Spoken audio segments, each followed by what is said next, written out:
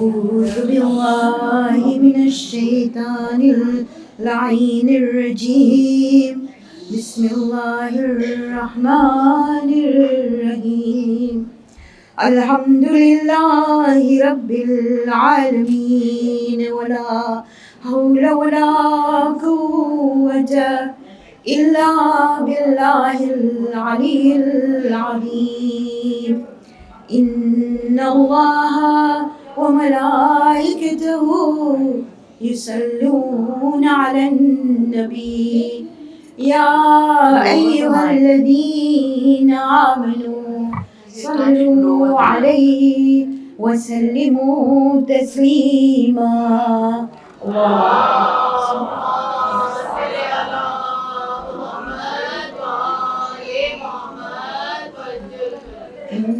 السلام على آل الطيبين الطاهرين المعصومين المظلومين ولعنة الله على أعدائهم الأجمعين إلى يوم الدين صلوات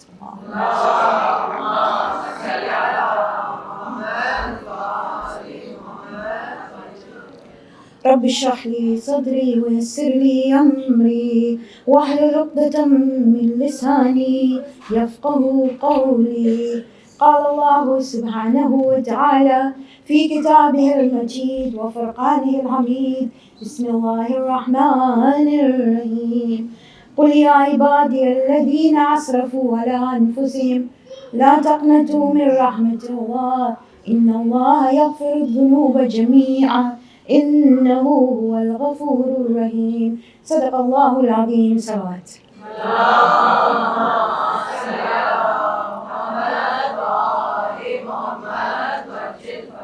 السلام عليكم ورحمة الله وبركاته.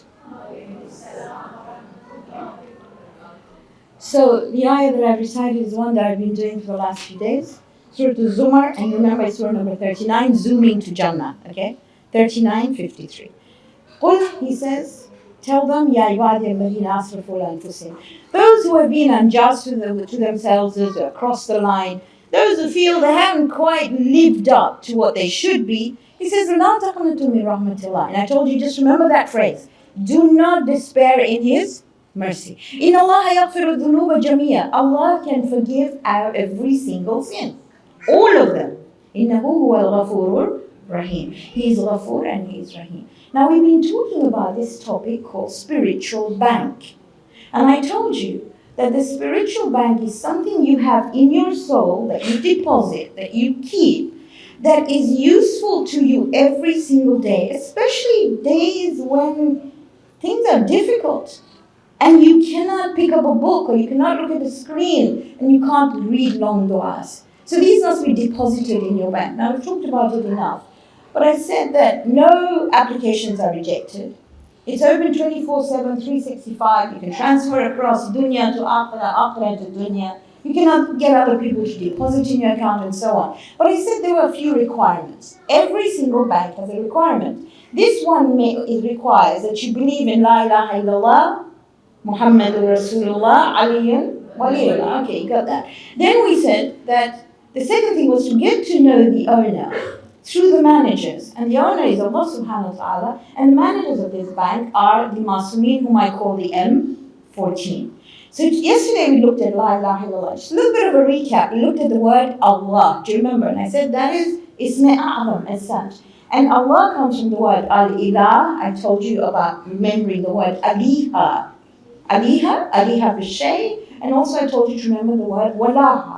And Aliha, there are three things. The moment you think Allah, you think of three things. One, He's awesome. Two, He's the one you go to. He's the one you hide behind. When you've got issues, He's the one you hide behind. And the third one was, you intensely fall in love with it. It's not just a little bit of love. It's intense love. It's a love of the mother and a child. And you can exemplify that as many times as you want. Today yesterday I told you, today we will look at the second part of this requirement, which was Muhammadur Rasulullah. That's really, really important.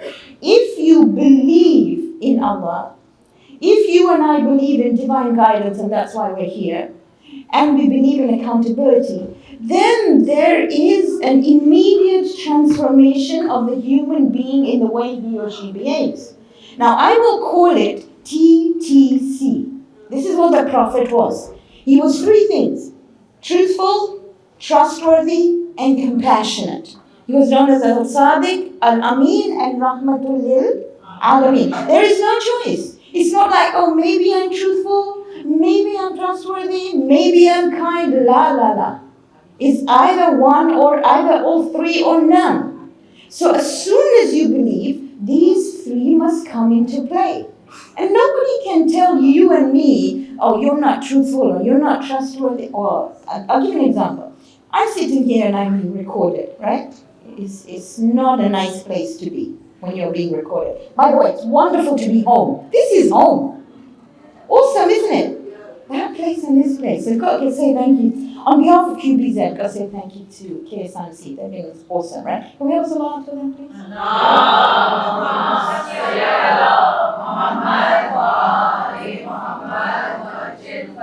So TTC is very, very important. Now I'm being recorded. If I told you I'm wearing a red scarf, what are you going to say? Oh, my auntie, menopause is gone. This is definitely something problem with you. We saw it. You're not wearing it. And I'd say, no, AI converted it. You know AI can do that, don't you? Yeah? So I can tell you all these excuses. But at the end of the day, I am who I am. Truthfulness is really, really important.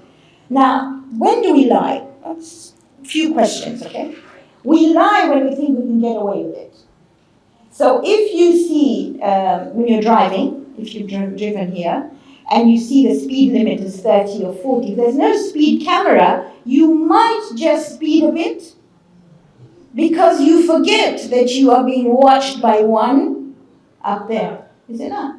So truthfulness, people lie when they think they can get away with it. Or they lie when they think they've got such a good lawyer who will talk them out of it. You've seen it on TV, haven't you? You've seen it, how people can be accused of anything, but they can turn it round and say it wasn't our fault. Or you can be like the 6-year-old who comes to workshop. I keep on picking on 6-year-olds. But this 6-year-old said, oh, my auntie, I just get angry. I don't know why I get angry. And then he said, I think it's because my chacha, kaka, mama, all of them were angry. It's not genealogy. It isn't. You cannot say I did this because I couldn't help it. Or I lied because I couldn't help it. Now there's lots of lies. I'm not going to go into each one. But the thing that I'm going to talk about is being truthful is really important. However, you've got to be truthful with kindness. Yes. Can you imagine telling somebody, that scarf is awful? Now, you haven't picked on their scarf. You haven't picked on them. I'm not even talking about the person. I'm talking about the scarf. There's an incident in the life of the Prophet when one of his wives, somebody came to see the Prophet, and one of his wives just gestured. She went like this, and he's short, must be somebody like me, right? Challenged vertically. So went like that. The Prophet said, have you looked at your teeth? He didn't say anything to her. He said, have you looked at your teeth? You may need to brush them. She said, but Ya Rasulullah, I haven't eaten anything. And the Prophet said, you may have his flesh on your teeth. All she did was gesture that he is short. You know, it's really the way we think of things. He says in the Quran, and you can look it up, this is Surah Al-Ghafir, I'll give you the exact ayah, it's ayah 19. He says, يَعْلَمُ الْخَائِنَةُ الْأَعْيُنِ وَتُخْفِي الصُّدُورِ. He knows how your eyes look. He knows the betrayal in your eyes. And he knows the secrets that you have. You can't hide it. Now, how many times do we sit and we might not say anything, but we say, oh, look at that one, like that. Do you know what halal gossip is, by the way? There is something called halal gossip, right? So when I come to a wedding here, I come with my friend. She's phenomenal. She's my neighbor as well. And we sit together so we can do halal gossip. You'd like to learn that, wouldn't you? So we say, look at that wonderful makeup that bride has. Doesn't she look beautiful? That's halal gossip, okay? Look at the noor from her face. That's allowed. It's good to say things like that. If we can only learn to do that. So truthfulness also means that we have to attempt to find the best in every situation that we have. Okay, so that's truthful. And I don't have to talk about what truth is, you all know it. The second one is trustworthy. He was known as As-Sadiq and Al-Amin. Now that's quite difficult. Amin is not easy at all. To be trustworthy, for somebody to rely on you, is much, much more difficult than being truthful. Now I'm going to go through some of the things that you might know. Trust comes a long, long time later. It involves integrity. It takes a lot to build, and it takes 1 second to break. The people of Makkah didn't like the Prophet because he didn't participate in the way they did things. He didn't participate in all their activities, so they didn't like him. However, when they wanted to deposit something, they go to Muhammad. Now, we may have banks, or we may have all different financial institutions who do that. But where trust plays into us is when we go and we talk to someone. And normally people will say, can't talk to a koji. I'm a koji, I love being a koji, okay? Because if you talk to them, oh my goodness, it'll be in Koja News tomorrow. But that's not trust. You should be able to talk to your own because they will understand how you feel. And they will not put it on Koja News with some extra salt and pepper and whatever and whatever. That is trust. When somebody can come to you, sit down and talk to you and say, I'm hurting. This is happening to me. Can you help me? And if people don't come to you, then there is an issue. That means they're a little worried about the trust, right? Trust involves humility. It needs a lot of humility to be able to be available. You can't be anybody as a human being, as a Muslim in fact, or a follower of the Prophet, who doesn't have humility that people cannot come to you, that they're scared about saying anything to you. You know, the Prophet said a Muslim is one from whom you are safe, more safe from his tongue or her tongue than anything else. Can you imagine the moment you come and say something, I pick up the phone and say, oh, you know what she said to me? Khalas. That's it, okay? Sorry. All right. People who are trustworthy are correctable. They will apologize. They will say, I'm sorry, I made a mistake. There are some things the Prophet has given. And they are people whom you go to all the time. Like I said, if somebody doesn't come to you, then you've got to think twice and think what it's about. Now, the third thing is compassion. I'm going to try and finish this so we know it.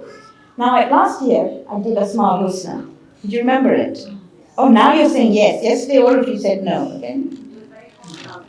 Oh, it's very hot out there. Okay. That's no excuse to forget, okay? All right. So last year, I talked about the 3 R's. Today, I will talk about 4 R's. Now, the Prophet, Allah, when he mentions the Prophet in the Quran, he uses the word rahmatul lil alamin. وَمَا أَرْسَلْنَاكَ إِلَّا رَحْمَةٌ لِلْعَالَمِينَ. Do you know where it is in the Quran? Surah number 21, ayah 107. Surah Al-Anbiya. It's good to know references. So now, what is rahmah? Last year I said we did Asma al-Husna. Today we will do the 4 R's. You can't forget them. 4 R's. The first R is not part of the 99 names. It is the word Rabb. After the name Allah in the Quran, the word Rabb, the name Rabb, is most used. All the prophets used Rabbi, Rabbana. You see them in the last, don't you? In fact, they didn't even have time to put the ya in. In Arabic, if you say something is mine, you put a ya. So if I say Rabbi with a ya, it's my Rabb. But you'll find many times they wanted to talk to him so quickly that instead of Rabbi, they would just take out the ya and put a kasra, Rabbi, very short, right? Just like when you love somebody very much, you have a short name for them, right? My name is Ummul Banin. Can you imagine? By the time people say it, they forget what they want to tell me. Okay? So they cut it short. So you cut it short. And that's what human beings do. We do that. I won't mention the names you might want to use, but hey, you know what I'm talking about. Okay? So here, Rabb is a short one. But who is Rabb? He is one who takes you and me by my hand and step by step takes us to our full potential if we let him. A mother or a father and a teacher is known as murabbi. Murabbi is somebody who gives you tarbiyah. Somebody who takes this piece of flesh that can't even hold its neck and makes him or her to stand up. And then, when they get to that age, they say, I know better than you. Have you seen them? Or you haven't? I ask my daughter and I say, can you show me how to use this? AI in particular, Chat GPT. You all know these things, don't you? Or Instagram or whatever. And she takes my phone and she takes my computer and she goes da da da da da da like this, Mama. And I go, Aste, Baba, slowly. And she said, but Mama, it's so easy. And I said it was easy to come out of diapers as well. But it took me months to sit with you on the bathroom to get you out of diapers. So it's the same thing. Rahma, Rububiyyah. Rububiyyah is an amazing concept. So this Rabb has all this patience with me. There are times when I mess up. There are times when I slip up. But he says, I am here. Look at the Prophet. Take his name, right? Because he said Muhammadur Rasulullah. When there was a gap in Revelation, he was really sad. He was really upset. In the Gujarati language, we say that he had absuk. You know what absuk means, right? You just don't feel right. And Allah says, Ma wadda'aka rabbuka wa ma kala. Your Rabb has not left you. And your Rabb is not upset with you. He's right there. If we don't get an answer from somebody who's seen 2 blue ticks, you know what we do? We pace up and down. We look at the phone again and again and again.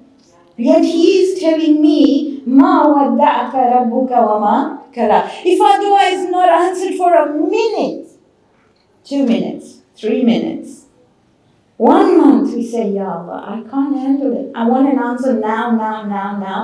I did Amal Dawood, I did Amal Arafat, I'm going to do Amal Ashura, and still you don't answer me. Okay, let me go back to, this is the Prophet, okay, but I'm going to put it in my words. So, everybody tells me they know I have 9 grandchildren, phenomenal kids. So there's this little 6-year-old, 7-year-old now, and she says, Nani, I want to help you cut the salad today, because they come home every weekend. I say, okay, that's cool. She says, but Nani, I want your knife. And mine's one of those knives, that it cuts really badly. And I say, no. Well, she's pretty smart, like everybody's grandchildren are smart. But this one is pretty smart, and she says, Nani, let's sit down and negotiate.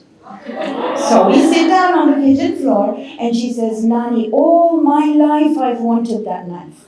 All those 7 years of life, all she's wanted is a knife. So I said, I'll give it to you when you're about 12, and you can manage it. But I can't give it to you now. I need to give you something that's a little bit less sharp. But she says, Nani, why? I can cut just as good as you.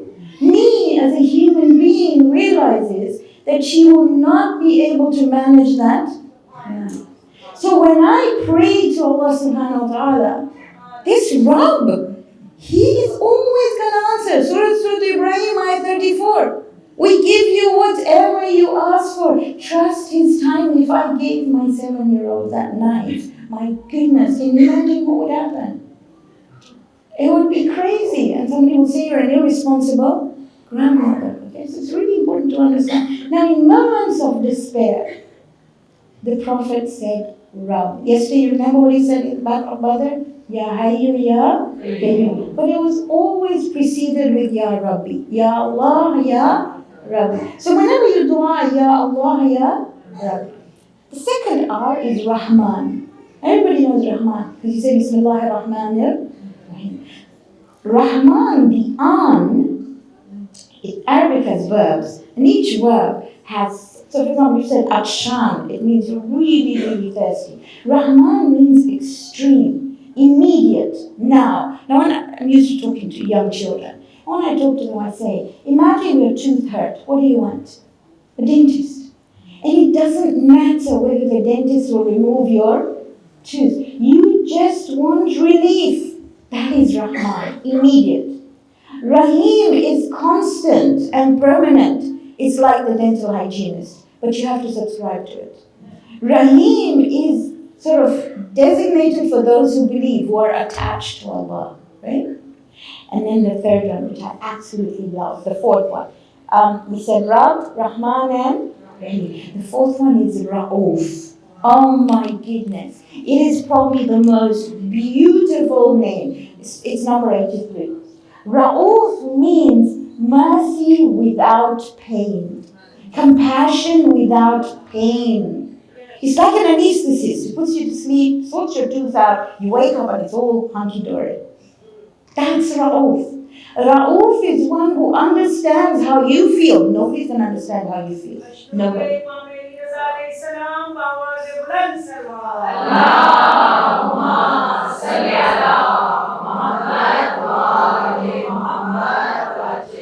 And I will tell you why my teacher here talks about Imam Ali Rida. So let's look at Surah Tawbah, Surah number 9. Just look at it for a minute. Ayah 128. Everybody's scared of Surah Tawbah. I love Ayah 128. So he says, لَقَدْ جَاءَكُمْ رَسُولٌ مِّنْ أَنفُسِكُمْ. Has come to you a messenger from yourselves. Look what he does. عَزِيزٌ عَلَيْهِ مَا عَنِتُّمْ. You are so precious to him. So much. He cares about you so much. Harisun alaykum. He just wants to know everything about you. Because he cares for you so much. He's concerned about you. بِالْمُؤْمِنِينَ رَؤُوفٌ Rahim. And for mu'mineen, this prophet, Muhammadur Rasulullah, is Ra'uf and Rahim. So Ya Allah, Ya Ra'uf is the name of Allah. Bihaqi Ra'uf. Now let's talk about Imam Ali Rida because my teachers mentioned it too. Okay. So let's take Imam Ali Rida. So when Sheikh Bahai was building the Haram of Imam Rida in Mashhad, he told the builder, he said, don't put the door in to the grave until I come in the morning, because I want to put a piece of paper inside the frame of the door so that nobody who's a grave sinner can go into there. The builder at night when he sleeps, he sees Imam Rida in his dream. And Imam tells him, you will put that frame in before Sheikh Bahai comes. And whatever he said to the builder knows it's Imam Rida. So the builder goes, puts the frame in, and Sheikh Bahai comes in the morning and he's pretty mad. He says, but I told you not to put the frame in. But when the builder told him what had happened, Sheikh Bahai put his head against that frame and he said, Antal Imam al-Ra'uf. You are definitely the Imam that is compassionate, that knows and understands human beings. We all slip up, we all mess up. So now, you remember yesterday, Ya Ali bihaqi Ali. So this time we will say it a bit differently. Ya Ra'uf bihaqi Nabi Ra'uf wa Imam Ra'uf. There is nothing that cannot be sorted. Nothing. In fact, there is a hadith of the sixth Imam when he tells his son, he says, when you are in utmost trouble, when you feel that you're drowning, I know there's a dua, Rabbi Anni Maghlubun, when you're drowning, say, Ya Ra'uf, Ya Rahim. Ya Ra'uf, Ya Rahim. I'll add a bit more. Ya Rab, Ya Rahman, Ya Rahim, Ya Ra'uf. Can you remember those 4 hours, please? Yes? Okay. Now, just before we go to Messiah, I want to just go over some of the things of the Prophet. It's tick box time, by the way. So you've got to hear it and think in your head, do I tick that box or not? This is the character of the Prophet. So number 1, he was always first to do salam. Always. In fact, the companions hid in what you call a little alleyway, and they thought, this time we'll catch him. And just as he came to the alleyway, he said, salam to all of you who are here.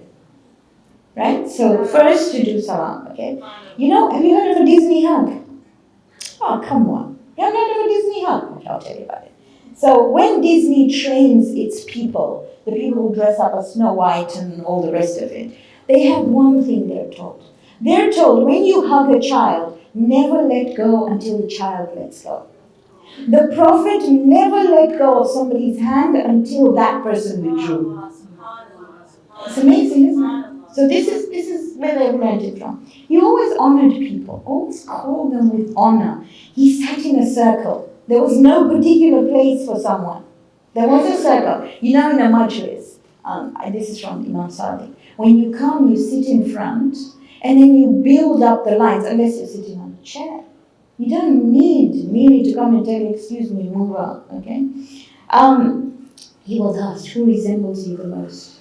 He said, the one who smiles a lot, the one who is soft, the one who is good to his or her relations. It's not rocket science. It's tiny little bits, okay? If somebody was sitting near him, he would shorten his salah. I say this every single year. Ashura. Have you seen the amount of people who come to stand on Ashura? Okay, Alhamdulillah Rabbil Alameen. We have a lot. Now we fight for space. We don't care if it's the old, if it's the young, if it's the very young. When we're going out, we fight for shoes. Even if you didn't do the amal and you sat in a corner, it is enough because you helped another human being. The Prophet shortened his salah for God's sake. I'll tell you a couple of stories. I've still got 5 minutes. So he had forbearance. So he's giving a talk one day. And there's this little girl circling him. And he doesn't say, oi, sit down. Nothing like that, okay? So this girl takes something from his abaya and runs. Now you know in Urdu or Gujarati we say that the spoons are hotter than the pot. You say that, don't you? It's the same, okay. So the Sahaba ran after that little girl and brought her back. She stole something, Ya Rasulullah, from your abaya. He said, ask her. And when he asked her, she said, Ya Rasulullah, I took a piece of thread that was hanging because my baba is not well. And I thought if I take a piece of string from you, it might make my baba well. That's called wasila. His forbearance was such, he would never let anybody down. I could go on and on about him, and you probably know a lot more. But these are the little things that matter. One of the things you and I can do. So if somebody asks you, do you do something that Allah does? And you say, maybe as a mom I help create, right? When you've got a baby in your tummy. But there's one thing that every human being can do, especially a reader of the Quran, that Allah does. What does he say? Surah number 33, Surah Al-Ahzab, ayah 56. Inna Allah wa malaikatahu yusalluna ala nabi. Ya ayyuhalladhina amanu sallu alayhi wa sallimu taslima.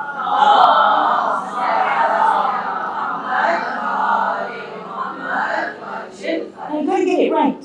It's Allahumma, fill your mouth. Salli, not salli. There's no A in Arabic. It's A, E, or U. Fatah, kasra, or dhamma. Salli ala Muhammad or Muhammadin wa ali Muhammad. I know I'm being pedantic, but it's good because this is Quran.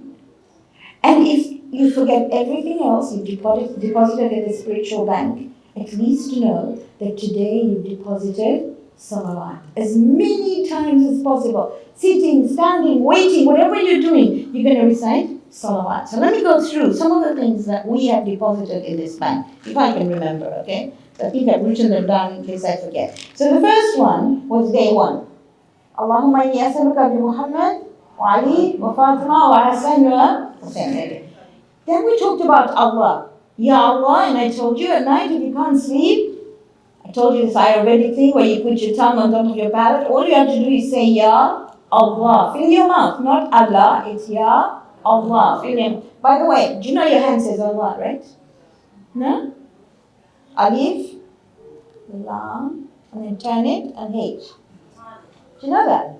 And how many sections do you have when you fold your hand? You haven't ever counted them.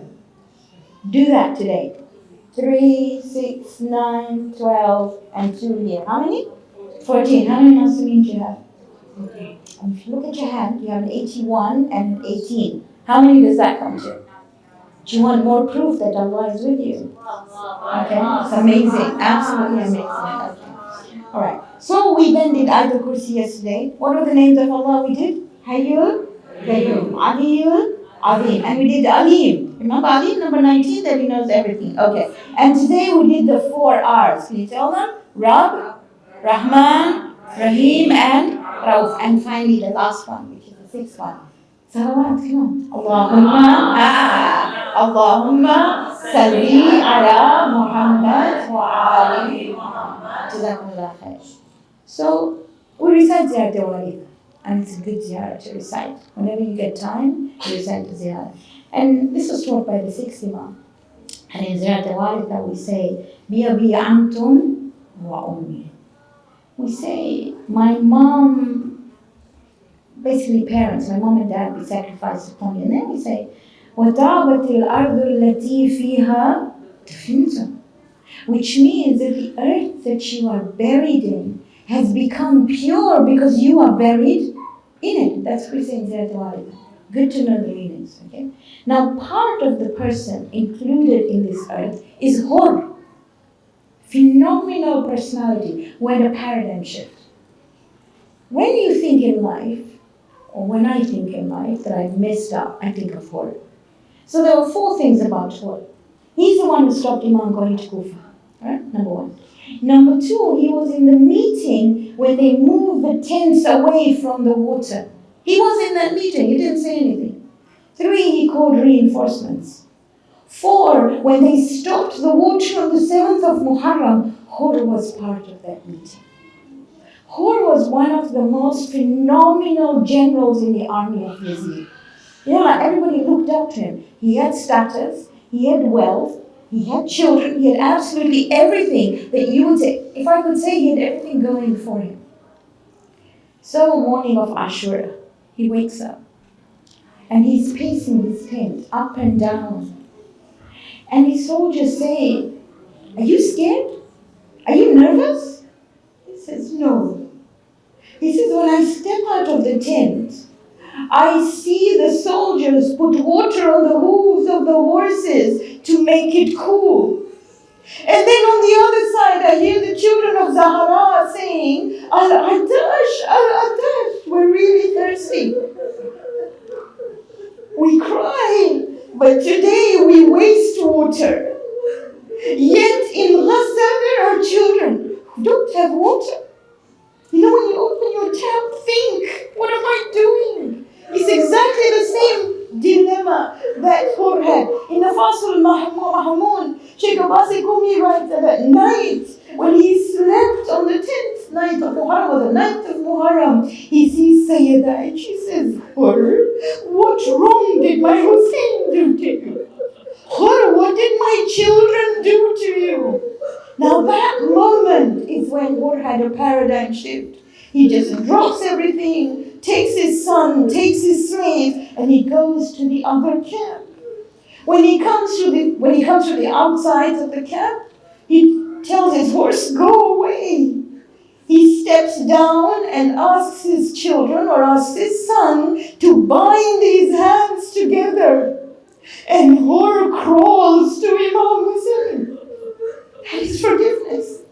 When he comes to Imam Hussein, he puts his head on his feet and he says, I am so sorry. I am so sorry. And Imam says, Abbas, our guest has come. Imam says, no, I am sorry, for I cannot give you any water. I cannot give you anything to eat, for a guest requires something. He says, Ya Rasulullah, forgive me. Please forgive me. And Imam tells him, your mother called you Hur. Hur means someone who's free. You are free in the dunya and the akhirah. And he calls him Akhi Hur, my brother Hur. If you have issues, all of us have them. But if we feel we've messed up and we're asking for forgiveness, ask Allah in the name of Hussein. You will never go empty-handed. Say, Ya Allah, like Hur, I'm coming to you. I am really messed up. I want to start again. That's how we do things many years later. When Shia Abbas Safi wanted to see what a martyr looks like, what a shaheed looks like. So he picked the grave of Hur and he dug it open. When he dug it open, he saw a man lying there as though he had been buried the same day. And there was an awesome fragrance coming from him. He realized that the fragrance was from a handkerchief that was tied around Hur's head. So Shia Abbas Safi took his own handkerchief out and he wanted to replace it. And a voice said, leave it alone. This is the handkerchief of Zahra that Hussein tied on him. May Allah bless you, because your tears in your handkerchief are the same as the tears Prophet Zahra will put it. إِنَّا لِلَّهِ وَإِنَّا إِلَيْهِ رَاجِعُونَ سَيَعْلَمُونَ الَّذِينَ ظَلَمُوا أَيَّ مُنقَلِبٍ يَنقَلِبُونَ. Let us pray to Allah subhanahu wa ta'ala to grant us the tawfiq to be able to be forgiven just as Hur was on the day of Ashura.